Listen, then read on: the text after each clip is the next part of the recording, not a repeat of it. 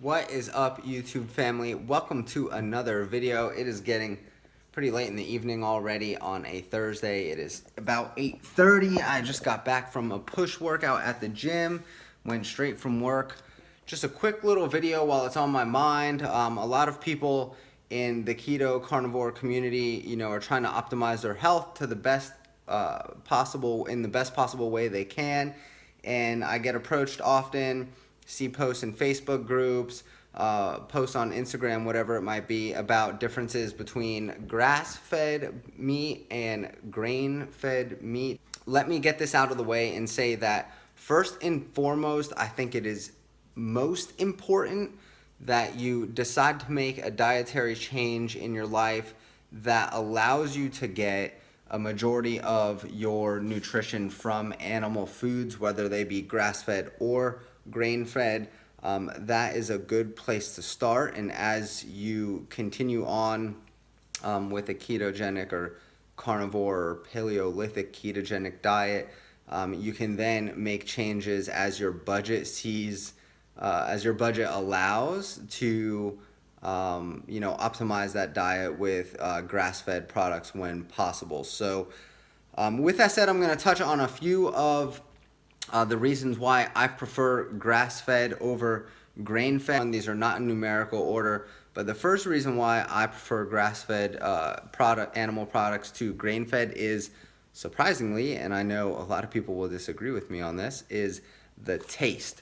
I tend to prefer that gamier, earthier taste that grass-fed products provide, and you're gonna join me for dinner while I have couple eggs cooking and a massive pork chop. So yeah, I tend to prefer the taste. I don't know what it is. Maybe it is that earthier taste and flavor that comes with the meat. Maybe it's that it's a little bit leaner and I don't mind that. But I do prefer the taste of grass-fed animal products over grain-fed. Call me crazy, I know. But yeah, that's one reason why I go grass-fed. A second reason, and a more obvious reason, would be the nutrition of the beef or the pork or the chicken, whatever it might be, the wild-caught salmon. So grass-fed animal products, as many of you know, and for those who don't, tend to be a little bit leaner, and that's generally speaking. Obviously, you can find lean grain-fed meat at the supermarket as well, or at the butcher.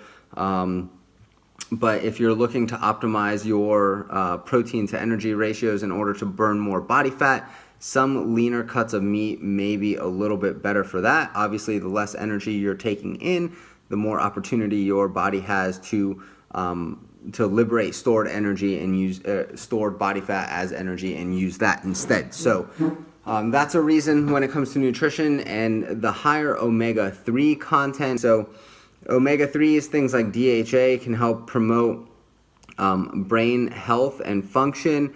It's even been said that omega-3s may be harder to store as body fat. Omega-3 fatty acids may be harder, and it may be due to the need of your body for things like EPA, DHA, and ALA.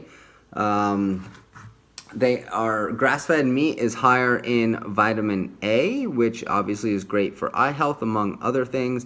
Vitamin E, which is vitamin E and glutathione, which are both powerful antioxidants for your body to use. The third reason would be the well-being of the animals. I think we all, as a keto, carnivore, paleo, ketogenic diet community, have a responsibility to, if the vegan community has anything right, I guess it's that they care about the animal well-being. Now, I'm not one to say that it's not biologically okay for us to eat animals, because we're higher on the food chain. That's what animals do. For one thing to live, another must die, and I'm okay with that for the sake of my own nutrition and my family's nutrition.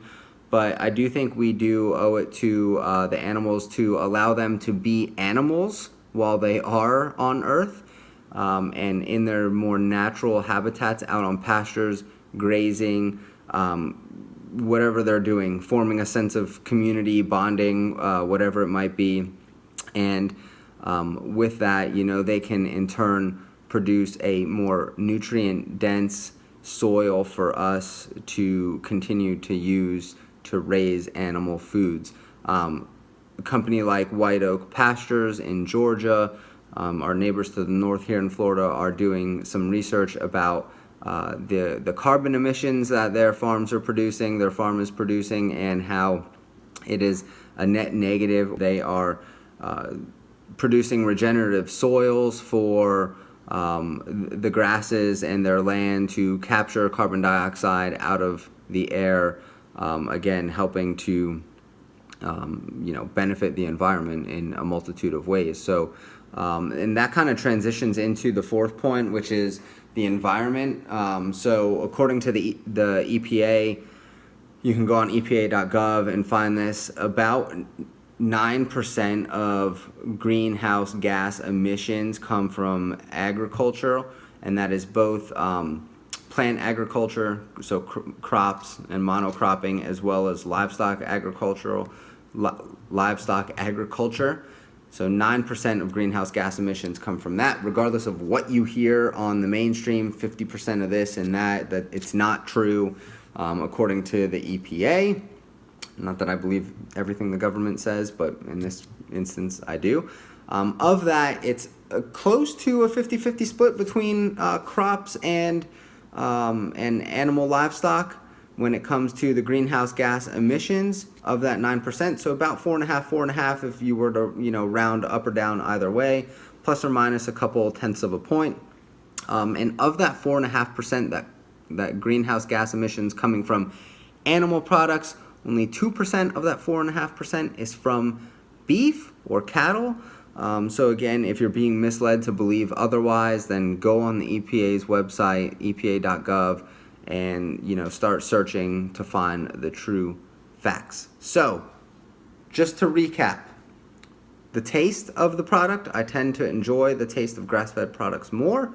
The second is the nutritional content, vitamins, minerals of grass-fed beef tends to be more favorable, as well as the omega-3 to omega-6 ratio, lower in omega-6, higher in omega-3 when it comes to overall ratio. Omega-6s tend to be more inflammatory. Omega-3s are a little more health promoting when it comes to ALA, EPA, DHA, that sort of thing. The health and well-being of the animals, it is important for us to do our part so they can in turn provide to us a more healthy environment and sustainable environment for us to thrive in. And then the fourth, again, the greenhouse gas emissions. Go to EPA.gov, do your homework, get the facts. 4.5%, about 4 to 4.5% of so about half of the 9% of greenhouse gas emissions coming from overall agriculture comes from livestock production, and 2% of that 4.5% comes from beef alone, or cattle alone. So with that was a quick rant about reasons why I like grass-fed meat compared to grain-fed meat. It's not for everybody. It's not always going to fit in your budget for food during the month either, which is something that detracts me from it 100% of the time. However, I do the best I can to find organic products in the place of grass-fed, and I always tend to have grass-fed, grass-finished ground beef because I can get it for about $6 a pound, doesn't break the bank, and I like the texture. It's a lot easier for me to eat. So again, with that, I'm gonna wrap up this short little vlog, and I hope you found some of this information useful. If you have any questions or comments, please leave them in the comment section below. Follow me on Instagram if you haven't already. Give this video a thumbs up, subscribe to the channel if you're new, and I will see you all in the next vlog. Until the next time, keep up the good work.